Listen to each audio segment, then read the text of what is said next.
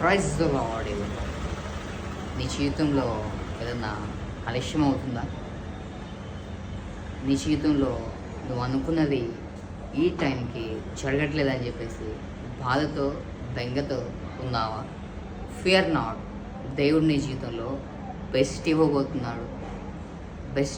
ఇవ్వబోతున్నాడు కాబట్టే లేట్ చేస్తున్నాడు.